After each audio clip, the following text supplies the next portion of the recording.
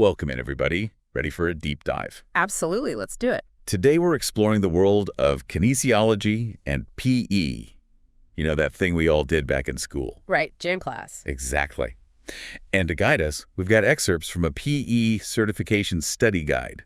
It's pretty fascinating stuff, actually. You're not kidding. I had no idea how much history there was behind PE. I was surprised, too. So we're going to go all the way back to ancient Greece, see how things evolved over the centuries, and even talk about where PE might be headed in the future. Wow, sounds like a plan. But before we jump into all that, maybe we should start with the basics. What exactly is kinesiology? It's one of those terms you hear, but might not really know what it means. Yeah, it's definitely more than just like gym class or working out. Essentially, kinesiology is the science of human movement. It's studying how and why our bodies move the way they do. So it's like the science behind every sport, every exercise, everything, really. You got it. And because it's such a broad field, it actually has a bunch of different subdisciplines within it. Like, Well, there's exercise physiology, for example. That's like the nitty-gritty of how your body responds to exercise, like at the cellular level. So, why your muscles burn when you're working out hard, or how your heart and lungs adapt to training. so that's how we get stronger and fitter. It's all happening on a microscopic level. That's wild. Yep. And then there's sport biomechanics, which is all about analyzing movement to improve performance and prevent injuries. Ooh, that sounds high-tech. Is that like what they use for professional athletes? Absolutely. Think about those slow-motion replays you see of, like, Olympians or, I don't know, even golfers. Yeah, where they break down their swing and everything? Exactly. Sport biomechanics can identify tiny little adjustments in form that can make a huge difference in performance or help athletes avoid getting hurt. It's like getting the most out of every movement. And then we can't forget about sport and exercise psychology.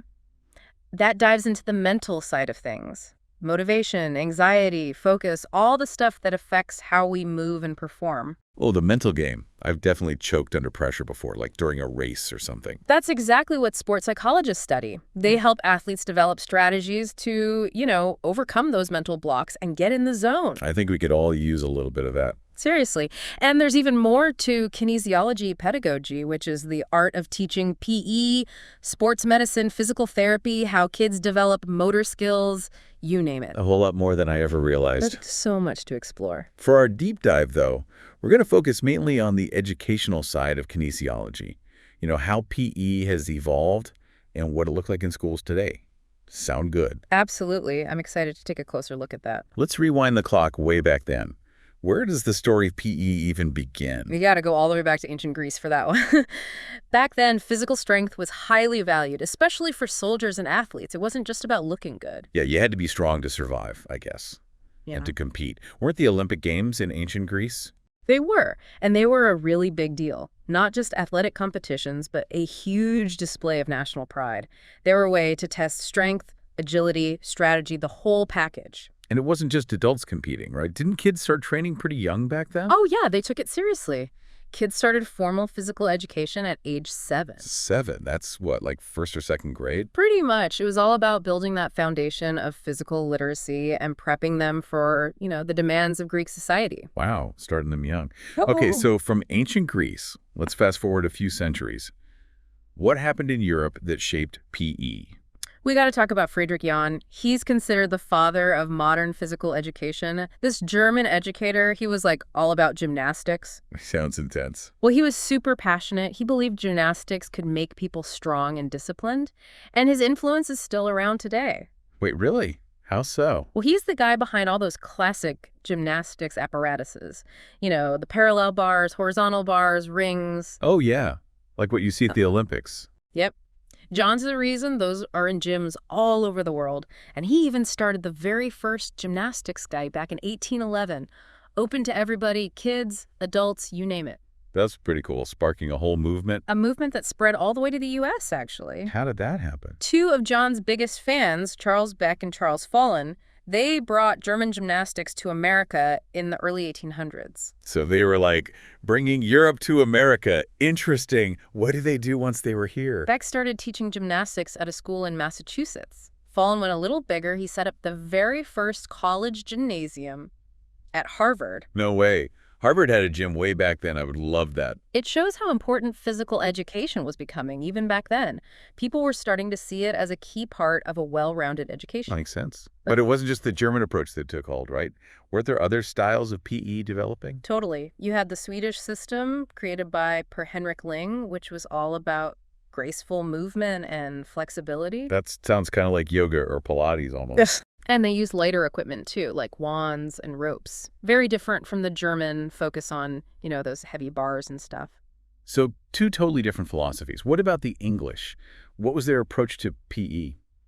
The English loved their team sports. Cricket, rugby, those were big for them. That sounds more familiar, like what we're used to in American schools. Right.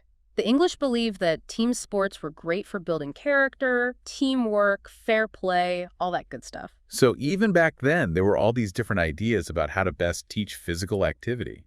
That's fascinating. It is, and all those approaches help shape how we think about PE today. So let's shift gears a bit and focus on the U.S. in the early 1800s. What was the PE scene like here? Well, back then, it was mostly focused on gymnastics, hygiene, and taking care of your body. It was also a time when the idea of women exercising was, believe it or not, controversial. Wait, really? Why? The common belief was that girls were just too delicate for physical activity. They thought it was dangerous for them. Crazy. Right. Yeah, that sounds a little ridiculous now. But I guess things were different back then. So who was championing PE for girls? Catherine Beecher was a huge advocate. She was a big believer in education for women, and she fought hard to change those outdated notions about girls and exercise. She sounds like a real trailblazer. She was. At her school, the Hartford Female Seminary, she introduced calisthenics for girls, challenging that idea that they were too frail. Calisthenics, that's like bodyweight exercises, Yeah, right? exactly. Push-ups, squats, lunges, things like that. It was a big deal at the time. I bet. So Beecher was one of the big reasons PE made its way into public schools, right? Absolutely. She was a powerful voice, pushing for PE to be a part of the curriculum. It took time, but finally, in 1855, Cincinnati became the first city to offer PE in its public schools. That's pretty amazing. One person's dedication can make a huge difference. Now, there's another influential figure we can't forget to mention, John Dewey, the education reformer. Oh yeah, learning by doing. He was big on that idea. I remember studying him in college. How did his philosophy fit into PE? Well, Dewey thought education should engage the whole child, their mind and their body. He wasn't a fan of just sitting at a desk and memorizing facts. Sounds like he would have hated standardized testing. Probably. Dewey believed in active learning, experiencing the world through your senses and through movement. So PE was a natural fit for his philosophy. So like that saying, healthy body, healthy mind. Exactly. And Dewey's influence really helped cement PE's place in the evolving American education system. Okay, so let's jump ahead again into the 20th century. This is where I think things get really interesting. You're right. The early 1900s brought a huge shift in how people viewed PE, and a lot of it had to do with what was happening in the world. What do you mean? Well, remember those concerns about unfit military recruits we talked about earlier? The ones who couldn't keep up physically. Exactly. That sparked a national conversation about how fit American youth actually were. And suddenly, PE wasn't just about, learning skills or having fun. It was about preparing young men for potential military service. It was about national security, almost. That's intense. It was. And that shift in focus moved away from things like sports and games and toward more rigorous physical training. Wow, like a boot camp. Not quite that extreme, but the emphasis definitely changed. And the government got involved too. Really? How so? Well, they passed laws to improve PE programs across the country, and they created something called the President's Council on Physical Fitness. It was a big push to get kids in better shape nationwide. It sounds like they were taking it pretty seriously. So what about elementary school PE?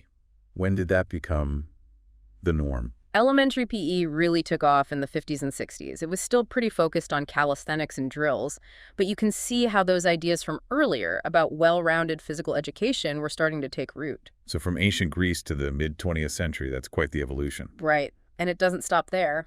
After a quick break, we'll dive into the modern era of PE, looking at how legislation and societal trends have shaped the field and where it might be headed in the future. Can't wait. Okay, so we've journeyed through centuries of PE history, ancient Greece, Europe, early America. It's amazing how much things have changed. Right, and the evolution just keeps going. Exactly. So let's zoom in on the modern era, like the past few decades. I'm really curious how those big educational changes, like No Child Left Behind, impacted PE. Yeah, that was a big one. NCLB, back in 2002, it really shook things up in education. A Right. lot of people thought PE would get, like, completely pushed aside. I bet all the focus was on standardized testing, reading, and math scores. Anything that wasn't on those tests felt like it was in danger. And there was definitely a push for, like, more time spent on core subjects. But here's the thing. Research was starting to show a real link between physical activity and how well kids do in school. Really. So getting kids moving actually helps their brains learn better. That makes sense, actually. Right. It's not just about physical health. It's about brain power, too. And that's actually one of the reasons PE survived the NCLB era. So it wasn't just seen as, like, a fun break from academics. Not at all. People were realizing that PE could actually support academic achievement. It wasn't the enemy of those test scores. It could actually help improve them. That's fascinating. And then there was Michelle Obama's Let's Move initiative. That felt like a big moment for PE too, right? Oh, absolutely. That was 2010, and suddenly everyone was talking about childhood obesity and healthy lifestyles again. It felt like a real turning point. It definitely brought a lot more attention to the importance of movement and physical activity for kids. For everyone, really. And that momentum carried over into legislation.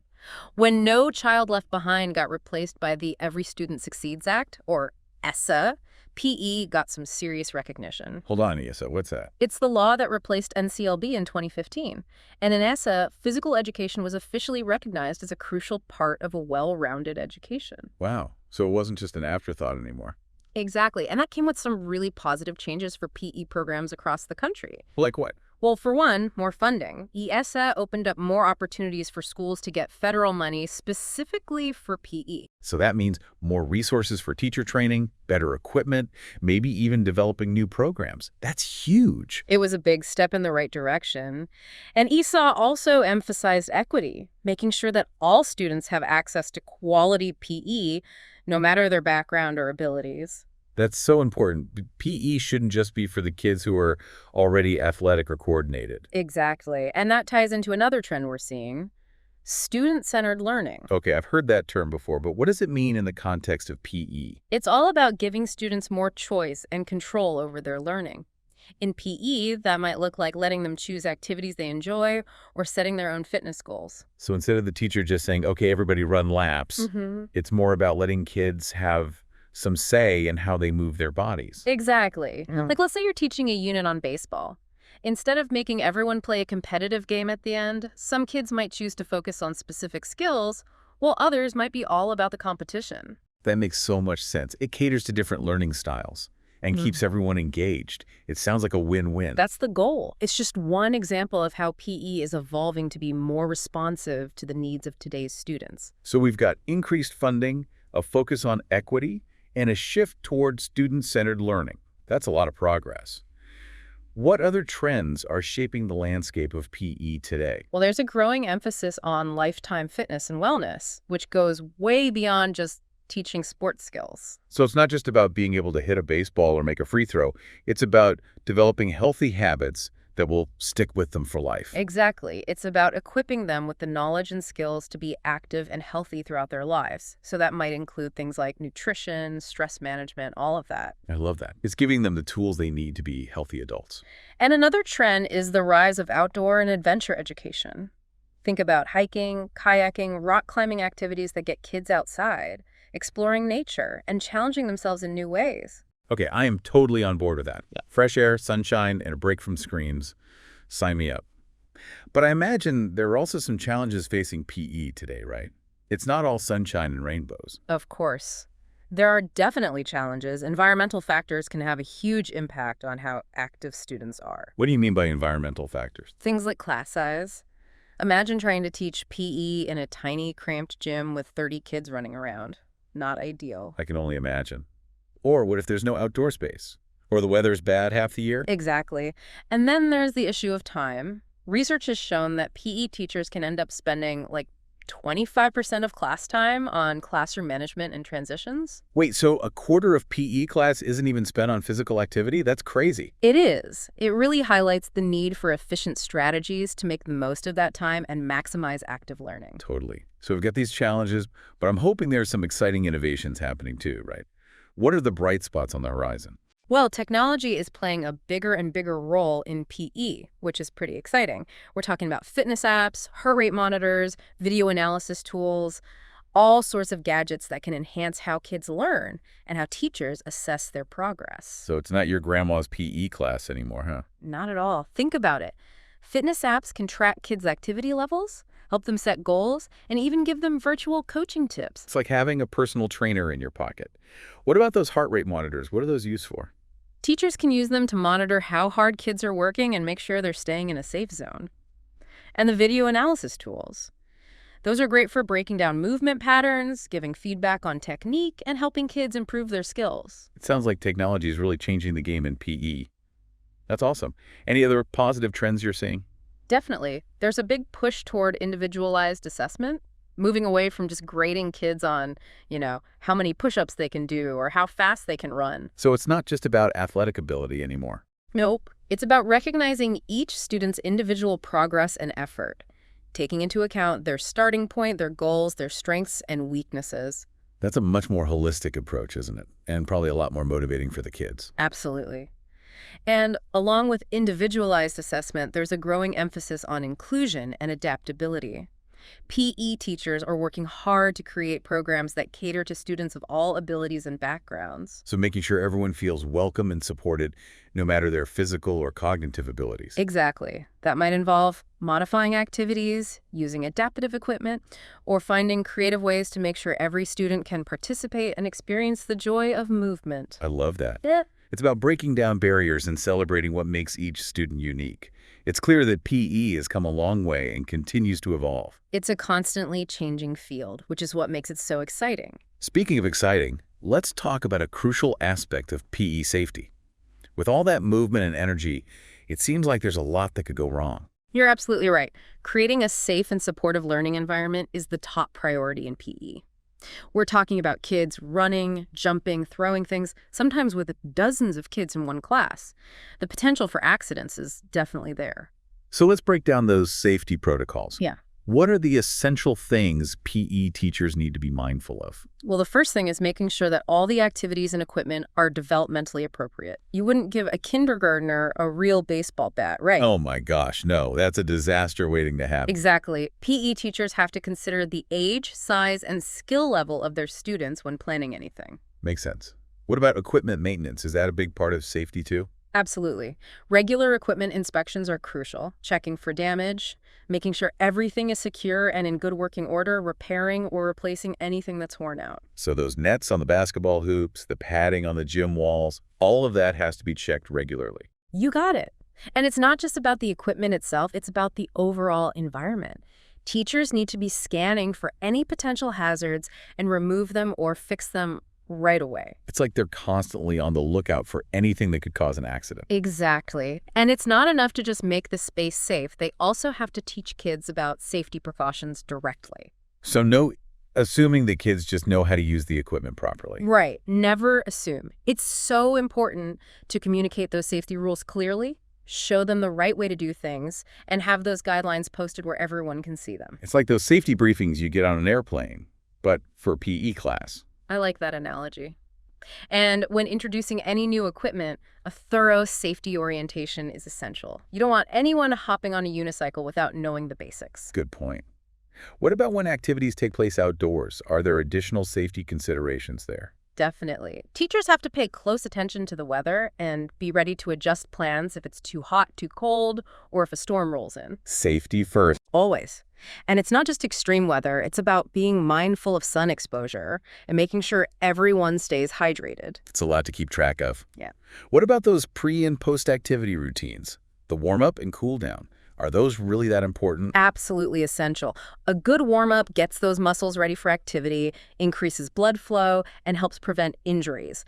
Think dynamic stretching, light cardio, anything to prep those bodies for movement. And the cool-down is important too, right? Equally important. It helps the body transition back to a resting state, slows down the heart rate, and allows those muscles to recover. So it's all about easing back into a relaxed state. Exactly. Okay, we've covered warm-ups, cool-downs, equipment safety, environmental awareness. It's a lot to think about. But what happens when, despite all those precautions, someone gets hurt in PE class? That's where emergency preparedness comes in. Every PE teacher needs to be ready to handle anything from a minor scrape to a more serious injury. So they're like first responders in a way. In a sense, yes. That's why it's so important for all PE teachers to be certified in first aid, CPR, and how to use an AED. Those are some serious certifications. It makes you realize how much responsibility they have. It's a big responsibility, for sure. And beyond those individual skills, schools need to have a clear emergency action plan in place. What does that look like? It's a written plan that outlines exactly what to do in different types of emergencies. It includes things like who's in charge, how to communicate, evacuation routes, where the first aid kits are located, all of that. So if something happens, everyone knows exactly what to do. Exactly. And just like with any plan, it's important to practice those emergency procedures regularly so everyone is prepared if a real emergency happens. It's reassuring to know that those systems are in place. What about medical awareness? It seems like a challenge for PE teachers to stay on top of all the different medical needs students might have. Oh, absolutely. PE teachers need to be aware of any medical conditions, allergies, or special needs that their students have. And not just be aware of them, but understand how to accommodate those needs during class. So they might need to modify activities, provide breaks, or even have certain medications on hand. Exactly. It's about making sure everyone can participate safely and comfortably. It sounds like PE teachers have a lot on their plates. It's clear that safety is a top priority in this field. It really is. And speaking of priorities, we can't wrap up this deep dive without touching on the legal and ethical side of being a PE teacher. Okay, yeah, this is where things get a little more serious. What are some of the potential legal pitfalls that PE teachers need to be aware of? One of the big ones is negligence. That could involve inadequate supervision, not giving proper instructions, or failing to inspect equipment regularly. So no scrolling through their phones while the kids are running around the gym. Exactly. PE teachers have a legal duty to supervise their students at all times and make sure everything is being done safely and responsibly. What about risk management? How does that play into the legal side of things? Risk management is all about identifying potential hazards and taking steps to minimize those risks. So being proactive and thinking ahead about how to prevent accidents. Right. And if an accident does happen, having a well-documented risk management plan can help protect both the teacher and the school. Documentation is key. Absolutely. PE teachers should keep detailed records of everything: lesson plans, equipment checks, injury reports, communication with parents, all of it. It's all about covering your bases. So that's the legal side. What about the ethical responsibilities of being a PE teacher? Well, one of the most important ethical principles is confidentiality. PE teachers have access to a lot of sensitive information about their students. Yeah, like medical records and personal details, things that need to stay private. Exactly. And it's not just about casual gossip. There are actual laws that protect student privacy, like FERPA. FERPA. That rings a bell, but remind me what that is. It stands for the Family Educational Rights and Privacy Act. It's a federal law that dictates how schools can handle student records. So PE teachers need to be familiar with FERPA to make sure they're not accidentally violating any privacy laws. Yep. And there's another law that's becoming more and more relevant, COPA, which protects children's privacy online. COPA. Okay, that one's new to me. It stands for the Children's Online Privacy Protection Rule. So if a PE teacher is using any online platforms or collecting data from students digitally, they need to be mindful of COPA regulations. It's like a whole other layer of responsibility in the digital age. It is. And beyond those specific laws, there are broader ethical principles that guide PE, like inclusion and equity. We've talked about the importance of making PE accessible to everyone. Right, that's where IDE comes in, right? Exactly. The Individuals with Disabilities Education Act. It mandates that students with disabilities have equal access to education, including PE. So no matter their physical or cognitive abilities, everyone deserves the chance to participate and benefit from PE. Absolutely. And that might mean adapting activities, using specialized equipment, or getting creative to make sure everyone feels welcome and supported. And of course, we can't forget about Title IX. That's a big one for gender equity in PE. Right. Title IX makes sure that all students, regardless of gender, have equal opportunities in education, including athletics and PE. So no more boys-only sports or girls being excluded from certain activities. Exactly. It's about leveling the playing field and making sure everyone has the same opportunities to learn, grow, and thrive in PE. Wow. We've covered a lot of ground in this deep dive. From ancient history to modern trends and the legal and ethical considerations, it's been quite a journey. It has. It's fascinating to see how much PE has evolved and how much thought and care goes into making it a safe, inclusive, and enriching experience for all students. Absolutely. So as we wrap up this deep dive, I'm curious to hear your final thoughts. What key takeaways would you like to leave our listeners with? I think the biggest takeaway is that physical education is so much more than just, running laps and playing dodgeball. It's about developing lifelong skills, fostering teamwork and sportsmanship, promoting health and well-being, and ultimately empowering kids to move with confidence and joy. Well said. It's about so much more than just physical fitness. It's about developing the whole child, physically, mentally, and emotionally. Exactly. And as we've seen, it's a field that's constantly evolving, adapting to new research, societal changes, and the needs of our students. We've explored the past, present, and even gotten a glimpse into the future of PE. But as we wrap up, I have one final question for you and for our listeners to think about. We've talked about personalized learning, technology integration, all sorts of exciting possibilities. So what's next? How might the future of PE continue to evolve to meet the needs of a changing world? That's the big question. And honestly, I think the possibilities are endless. But if I had to make a prediction, I think we'll see even more focus on using movement to enhance cognitive function and academic performance. So using physical activity to boost brain power. That's fascinating. It is. We already know there's a connection between movement and learning, but I think we'll see more targeted approaches like incorporating movement breaks into regular classroom lessons, using physical activities to teach academic concepts, and even designing schools that encourage more movement throughout the day. So instead of seeing PE as separate from academics, it becomes integrated into the learning process. I love that. Me too.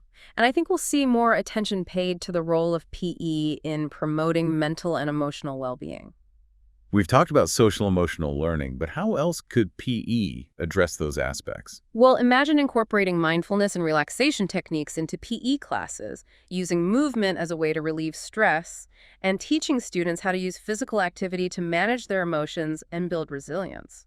It's amazing to think about how PE can be a tool for not just physical health, but mental and emotional well-being too.